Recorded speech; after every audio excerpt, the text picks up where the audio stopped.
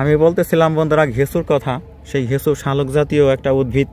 অন্যান্য উদ্ভিদ যেমন বর্ষার শুরুতেই মাটিতে পানির নিচে জন্মে বড় হতে থাকে, পানির উপর লেভেল পর্যন্ত উঠে যায়, আর ঘেঁচু হলো পানির নিচে ডুবে থাকে। আর শালক গাছগুলো পানির উপরে মাথা ভাসিয়ে থাকে। শাপলা আর একটা প্রজাতি, শাপলা গাছে কিন্তু শালকের মতো ওরকম ফল হয় না খাওয়ার মতো। শাপলা থেকে হয়ে থাকে ঢ্যাপ। ঢ্যাপের বিচি দিয়ে খই তৈরি করে খাওয়ার যে কী যে মজা। 1990 সনে একটা সুন্দর ঢ্যাপের মোয়া গুড় দিয়ে পাকানো, তাকে প্রাথমিক বৃত্তি পরীক্ষা দিতে গিয়েছিলাম আমার নিজ উপজেলার একটু ইনারের ভিতরে। আর আজকে হলো এই যেখানে নৌকাটা ঠেকে গেল, পানি কম, আমাদের নৌকাটা অন্যদিকে ব্যাক করতে হবে।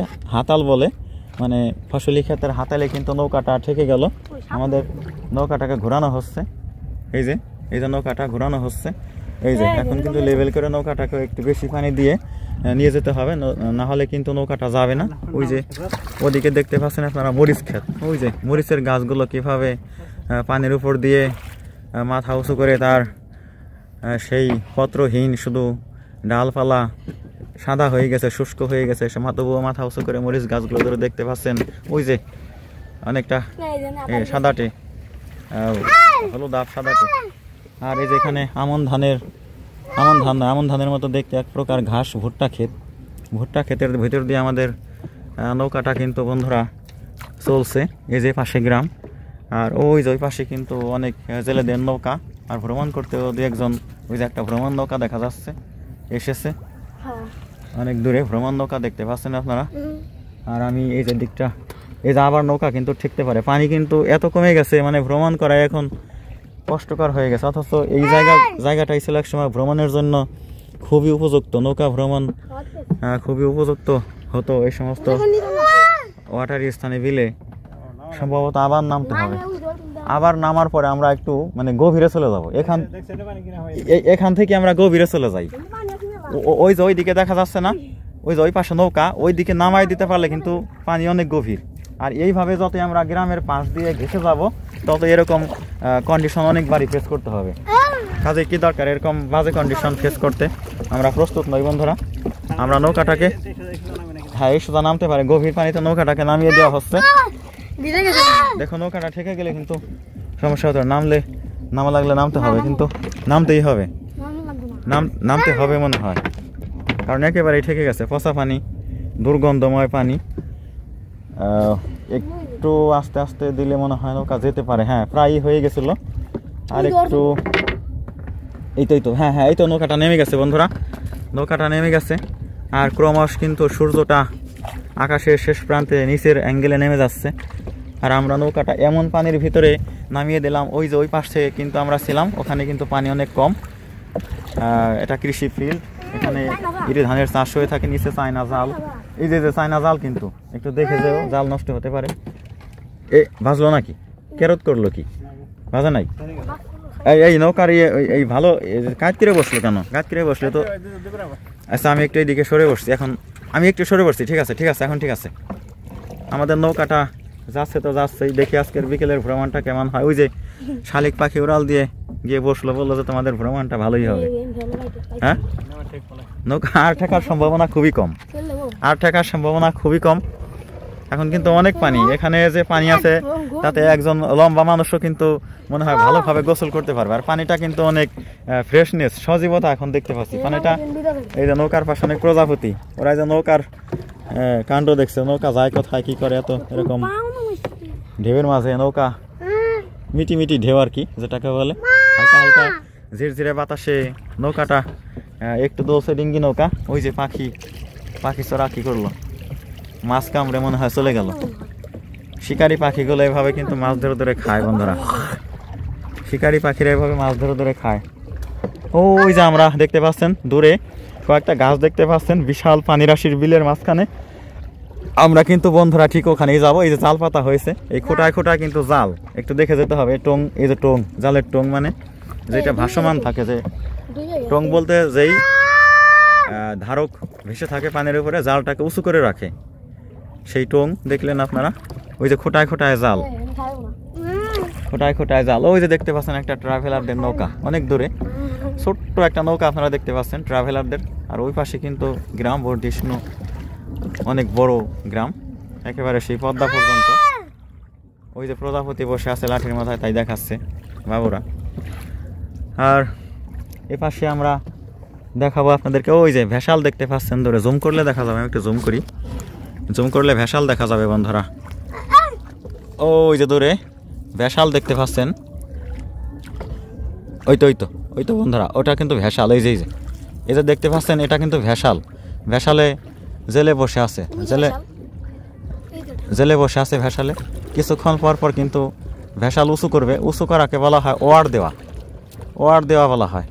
ভেসাল ওয়ার দিলে কিন্তু ভেসালে মাছ উঠে থাকে, সেই মাছ নেটের ভিতরে রাখা হয়ে থাকে বন্ধুরা। এটা ডাঙ্গা নয়, এটা এখনো যে এরিয়ায় আমরা আছি এখনো কৃষি ফিল্ড, তাই না? এখানে ওই যে পানি এখানে কয় ফুট হতে পারে? মোটামুটি 5 ফুট, তাই না? 5 ফুট, প্রায় 5 ফুট পানির ভিতর দিয়ে আমরা, ওকে বাইতে দাও, গন্ডগোল করবে তো অনেক, বাইতে দাও। প্রায় 5 ফুট গভীর পানি এখানে, আর সেই 5 ফুট পানির ভিতর দিয়ে আমাদের নৌকা চলছে। ওই গাছটার দিকে আমরা দেখবো, ওই গাছের ওখানে কি ন্যাচারাল সিনারি আমাদের জন্য অপেক্ষা করছে, তাই তো আমরা দেখার জন্য ওদিকে ছুটে চলছি বন্ধুরা। আপনারা সাথে থাকুন, আর অবশ্যই চ্যানেল সাবস্ক্রাইব করবেন, লাইক করবেন, কমেন্ট করবেন, এটাই হলো আমাদের কামনা বাসনা। আমাদের ওই পর্যন্ত যাওয়া অবধি আপনারা অপেক্ষা করুন। এই যে এই পাশে যে গ্রাম দেখতে পাচ্ছেন, এটা হলো গোপীনাথপুর ভাটিপাড়া। আর এই যে পাশের যে গ্রামটা দেখতে পাচ্ছেন বন্ধুরা, এটা হলো ডেগিরচর গ্রাম। আর ওই পাশে হলো কদমতলী গ্রাম, ছিল ভেঙে গেছে, একটু আছে কি নাই। আর এই দিকে হলো গোপীনাথপুর মধ্যপাড়া গ্রাম। আর ওই যে দূরে দেখতে পাচ্ছেন, ওটা হলো উজানপাড়া গ্রাম, অনেক দূরে যে গ্রাম এই পাশে, ওটা হলো উজানপাড়া। আর এই যে বিশাল বিল, এই বিল কিন্তু হরিরামপুর উপজেলার, মানিকগঞ্জের হরিরামপুর উপজেলার গোপীনাথপুর যে ইউনিয়ন আছে, সেই গোপীনাথপুর ইউনিয়নটা একটা বড় আকারের ইউনিয়ন। সেই ইউনিয়নের একেবারে মিডল পয়েন্ট ধরতে পারেন, ইউনিয়নের মিডল পয়েন্টেরও প্রায় মিডল পয়েন্ট আর কি। মিডল পয়েন্টে হলো এই গোপীনাথপুর বিল বা বাওর। এটা বৃত্তাকার বিল, তাই না? বৃত্তাকার বিল। এবং এ বিলে কিন্তু বিশাল মাছের প্রজেক্ট, মাছের ডিপো বলতে পারেন। এখানে কিন্তু শত শত টন মাছ এই বিল থেকে ধরা হয়ে থাকে, দেশের বিভিন্ন জায়গায় রপ্তানি হয়ে থাকে এই বিলের মাছগুলোকে। আর এখানে শুকনো মৌসুমে, বর্ষাকালে তো মাছের প্রজেক্ট অনেক ভেসাল থাকে, ডাঙ্গা আছে, মাছের ডাঙ্গা, মাছের জলাশয়, কাটা, সেখানে প্রায় কয়েকশো ডাঙ্গা এই বিলে আছে, সেখানে কাটা দেওয়া হয়। এই কাটা দেওয়ার উপযুক্ত সময় এই ভাদ্র আশ্বিন মাস। গাছের ডাল কেটে পাতা ঝরিয়ে নিয়ে সেই ডালগুলোকে জলাশয়ে ফেলা হয়, এটাকে কাটা বলা হয়ে থাকে। আর কাটা দিলে সেই কাটা হলো মাছের অভয়ারণ্য, সেখানে কিন্তু মাছেরা গিয়ে বসবাস করে থাকে কাটার ভিতরে। এই যে পাশে ভেসাল দেখতে পাচ্ছেন বন্ধুরা, এই ভেসাল দিয়ে যত মাছ সম্ভব ধরা হয় বর্ষাকালে যত মাছ সম্ভব ধরা হয়। পরবর্তীতে যখন বর্ষা চলে যায় তখন কিন্তু মাছেরা বিদায় নেয়, প্রচুর মাছ বিভিন্ন পথে বের হয়ে যায়, আর বাকি মাছগুলো এই বিলে স্থায়ীভাবে থেকে যায়। আর ভেসাল দিয়ে যতগুলো মাছ ধরা সম্ভব বর্ষাকালে ধরা হয়। আর যখন এই সিজন শেষ হবে, বর্ষা মৌসুম শেষ হবে, তখন এই মাছগুলো বিভিন্ন ক্যানেল হয়ে, ওইদিকে ক্যানেল রয়েছে, সেই ক্যানেল পথে প্রচুর মাছ দল বেঁধে চলে যায়। যেভাবে পাকিস্তানি মিলিটারির আক্রমণে 71 সনে বাংলাদেশের লোকেরা উদ্বাস্তু হয়ে ভারতে আশ্রয় নিয়েছিল, ওরাও ঠিক সেরকমই পানি চলে যাওয়ার সময় ওরা দ্রুত এই এরিয়া ছেড়ে চলে যায়, গভীর পানিতে পদ্মা বা অন্যান্য নদী খালে বের হয়ে পড়ে। আর এতকাল এই বর্ষাকালে এরা এই জলাশয়ে, মানে বিশাল বিলে এরা বাস করতে থাকে। প্রচুর খাদ্য খানার সমারোহ রয়েছে এই গোপীনাথপুর বিলে। ওই যে ভেসাল আপনারা দেখতে পাচ্ছেন, ওয়ার দিল, মানে ভেসালটা উঠালো। ভেসালটা এই যেভাবে ওয়ার দেয়, এই যে দেখতে পাচ্ছেন ভেসালটা এই যে উঁচু করা হয়েছে। জাল উঁচু করা মানেই হলো ওয়ার দেওয়া। এই ওয়ার দিলে এই যে সমস্ত মাছ ভেসালে আটকা পড়েছে সেগুলো কিন্তু কালেক্ট করা হয় বন্ধুরা, সেগুলো কালেক্ট করা হয়। যে ভেসাল, এই যে ভেসাল ওয়ার দেওয়া হয়েছে, ভেসাল ওয়ার দিয়ে মাছ সংগ্রহ করা হচ্ছে। আমি একটু জুম করে নিচ্ছি। এই যে একেবারে কাছ থেকে আমি দেখালাম, এই যে এই ভেসালটা কিন্তু আবার পেতে দেওয়া হয়েছে, ভেসালটা পেতে দেওয়া হয়েছে। এই যেটা পাতা হচ্ছে, এই যে পাতা হয়ে যাচ্ছে প্রায়। বন্ধুরা, এভাবেই কিন্তু মাছ ধরা হয় ভেসাল দিয়ে। আর এই যে পাশে পানির ভিতরে দেখতে পাচ্ছেন জেলে নৌকা, ওরা সামনের দিকে যাচ্ছে। আর ওই যে সেই পানির ভিতরে কিন্তু এই বৃক্ষকে দেখতে পাচ্ছেন। ও বৃক্ষ কিন্তু ছোট নয়, অনেক বড় বৃক্ষ, এবং পানির উপরে মাথা উঁচু করে দাঁড়িয়ে আছে। গভীর পানি হয় যখন, বর্ষা যখন খুব বেশি পানি নিয়ে বর্ষা আসে, তখন কিন্তু এই গাছগুলো প্রায় ডুবো ডুবো হয়ে যায়। বন্যা হলে এই গাছগুলো অবশ্যই ডুবে যায়। 88 এবং 87, 2000 সন এ সমস্ত বন্যায় কিন্তু এই গাছগুলো ডুবে গিয়েছিল। বন্ধুরা, এই যে আমি কিন্তু জুম করে অনেক দূরের গাছকে আপনাদেরকে কাছে এনে দেখাচ্ছি। আর ওই যে আমাদের যেখানে আমরা যাব সেই গাছটা কিন্তু ওই যে দেখতে পাচ্ছেন কদম বৃক্ষ, ওই কদম বোতলেই কিন্তু আমরা যাব। আর এই যে সূর্যটা কিন্তু বিদায় নেওয়ার জন্য প্রস্তুতি নিচ্ছে। আর কতক্ষণ আছে জানি না, এভাবে সূর্যটা বিদায় নিয়ে নেবে। আকাশ ভরা মেঘ, পশ্চিম আকাশে মেঘের ঘনঘটা, একেবারে সুনীল আকাশ। সেই সুনীল আকাশ ভর্তি সাদা কালো মেঘের সরাসরি আকাশ ভর্তি আছে। ওই যে আকাশটাকে আমি একটু দেখিয়ে দিচ্ছি।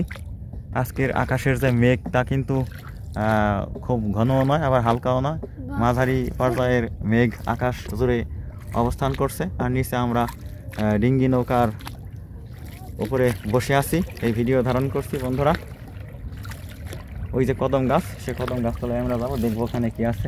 সেই কদম গাছের গান আপনারা তো সবাই জানেন। প্রাণ সখী রে ওই শোন, কদম বোতলে বংশী বাজায় কে, কে রে সখী বংশী বাজায় কে, আমার মাথার বেনি খুলে দেব তারে এনে দে, আমার প্রাণ সখী রে ওই শোন, কদম বোতলে বংশী বাজায় কে। হ্যাঁ বন্ধুরা, আমরা তো আসলে সেই নায়ক নায়িকার সেই বংশীবাদকের ভূমিকায় নামিনি।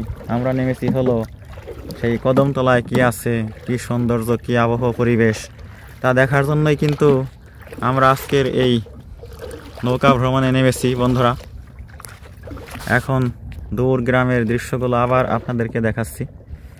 আমরা যদি গান গাই আমাদের মতো করে, তাহলে সেই গানটা কিন্তু বন্ধুরা একেবারেই পাল্টে যাবে।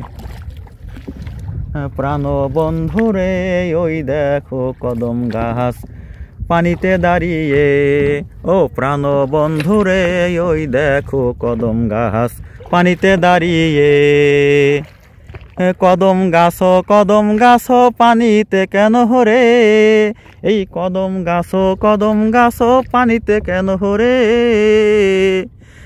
তাই তো বলি দেখে আসবো, কি আছে ও খাহানে হে, প্রাণ বন্ধুরে ওই দেখ কদম্ব গাছ পানিতে, ওই দেখ কদম্ব গাছ পানিতে। হ্যাঁ, পানির বুকে কদম গাছ দাঁড়িয়ে আছে। আর এই যে আমাদের আবুল কালাম ভাই, না আবুল কালাম ভাই কিন্তু মাছ ধরার কাজে ব্যস্ত আছে। গানের সুর টুর যাই করি না কেন, আবুল কালাম ভাই কিন্তু নিরলস প্রচেষ্টা চালাচ্ছেন জালে কি কি মাছ ধরেছে তা ছাড়ানোর জন্য। আর ছোটবেলা কিন্তু আমি ওইরকমই আবুল কালাম ভাইয়ের মতো প্রচুর মাছ ধরতাম। একটা জেলে যত মাছ ধরতে না পারে, আমি তার চেয়েও বেশি মাছ ছোটবেলা ধরে ফেলতাম। জিরিয়ে রাখা হতো হাতানি, বালতি, পাতিল, মাটির পাত্র, আরও অনেক রকমের পাত্র আমাদের মানিকগঞ্জে আছে। সেই পাত্রে কিন্তু আমরা মাছগুলোকে জিরিয়ে রাখতাম। জিরানো মাছ, বিশেষত টাটকা শক্ত প্রাণের যে মাছগুলো, তাই না আবুল কালাম, শক্ত প্রাণের যে মাছগুলো, যেমন তোমার শিং মাছ, জিয়াল আর কি, জিয়াল বলে, কই মাছ, এগুলো কিন্তু দেড় মাস পর্যন্ত জিরিয়ে রাখলে, খাবার দিয়ে রাখলে এরা বেঁচে থাকতে পারে। এত টাটকা শক্ত প্রাণ। নানান রকমের মাছ এখানে আছে আমাদের এই বিলে। সাধারণত অনেক সময় ইলিশ মাছও ঢুকে পড়ে। সাধারণত মাছ বলতে এখানে কই মাছ, তারপরে নওলা, তারপরে কাতল, কই, শিং, মাগুর, পুঁটি, এই মাছগুলো এখানে কিন্তু বেশি থাকে। আর ইলিশ ওই কালে ভদ্রের দু একটা পদ্মা থেকে বেশি পানি হলে ঢুকে পড়ে। অনেক সময় কারেন্ট জালে ইলিশও কিন্তু আটকে যায়। তো আমরা বন্ধুরা একেবারেই সেই কদম গাছ আকাঙ্ক্ষিত যেই গাছ নিয়ে আমি আগেও ভিডিও করেছিলাম সেই গাছের প্রায়ই কাছাকাছি চলে এসেছি। ওই যে আকাশের বুকে মেঘগুলো সূর্যকে আড়াল করে দিয়ে সেই সূর্যের যে আলো, সেই আলো আর মেঘের বিস্ফোরণে কিন্তু একটা লালাপ পরিবেশ পশ্চিম আকাশে তৈরি হয়ে গেছে। এই যে সূর্যটা উঁকি দেওয়ার প্রস্তুতি নিচ্ছে, আরও সময় লাগবে, প্রায় 50 মিনিট তো লাগবেই। এই যে পাশে কাঠের গাছ, ওই যে পাশে কি কালো পানির সমারোহ, কালো পানির জলাশয়, আপনারা একেবারে ভাষা পানি এটা বলে যাকে। এটা আসলে পুকুর বা দিঘির মতো কোনো আবদ্ধ পানি নয়, এটা হলো ভাষা পানি বন্ধুরা। সেই ভাষা পানি দিয়ে বর্ষার ভাষা পানি বিল বাউর একেবারে প্লাবিত করে দেয়। এই ভাষা পানি নদীকে যেমন প্লাবিত করে, ঠিক বিল বাউরকে ওই ভাষা পানি প্লাবিত করে দেয়। আর এই মহাপ্লাবন পানির উপরে গোছা গোছা দাঁড়িয়ে আছে ভুট্টার কাণ্ডগুলো। আর এই যে দেখতে পাচ্ছেন ধনসে গাছ, মনে হয় ধনসে ক্ষেত। ধনসেতে কিন্তু অনেক ছোট ছোট ফুল ধরে থাকে। ওই যে কি সুন্দর ধনসের ফুল, আপনারা হলুদ কালার দেখতে পাচ্ছেন। আর ওই পাশে এই যে লাঠির মাথায় কি পাখি এটা, এই যে দেখুন, এই যে পাখিটা কিভাবে উড়ে চলে গেল, এক সুন্দর জাগরণ তৈরি করে সে চলে গেল। এরা কিন্তু পানকৌড়ি, তাই না? পানকৌড়ি, এরা ডুবিয়ে ডুবিয়ে প্রচুর মাছ খেয়ে ফেলে। ধনসের খেতে দেখতে পাচ্ছি অনেক ছোট ছোট পাখি। আর ঘুঘু ডাকের আভাস পাচ্ছি, ঘু ঘু করে ঘুঘু ডাকছে, ঘু ঘু ঘু, এরকম ডাকে না ঘুঘু? আসলে ঘুঘুর ডাক অনেকটা এরকম, কিন্তু আমি ঠিক ঘুঘুর ডাক দিতে পারলাম না। এই যে গাছ দেখতে পাচ্ছেন, এটা হলো কি, এই গাছ ইউক্যালিপটাস গাছ বিলের উঁচু স্থানে। আর একেবারেই আমরা কাছে চলে এসেছি সেই আমাদের যে কাঙ্ক্ষিত যেই কদম বৃক্ষ বন্ধুরা, কদম বৃক্ষ। এই যে পেছনে কদম বৃক্ষ, একেবারেই কদম গাছের কাছে ঠেকে গেছি। তা বন্ধুরা, আমাদের ভিডিওর পরবর্তী পার্ট দেখার জন্য অপেক্ষা করবেন, চ্যানেল সাবস্ক্রাইব করবেন, লাইক করবেন, কমেন্ট করবেন। আর পরবর্তীতে আপনারা কী ধরনের ভিডিও পেতে চান তা অবশ্যই কমেন্টে লিখে জানাবেন। আমরা একেবারে কদম তলে চলে এসেছি। এই না কদম বৃক্ষ, যেই গাছের খোঁজে আমরা ছুটেছি দূর থেকে, আর এখন নৌকা এসে থেমে গেছে ঠেকে। বন্ধুরা, এখানে এই ভিডিওর এই পার্টটাকে আমি ক্লোজ করে দিচ্ছি। তো আপনারা ভালো থাকুন, সুস্থ থাকুন।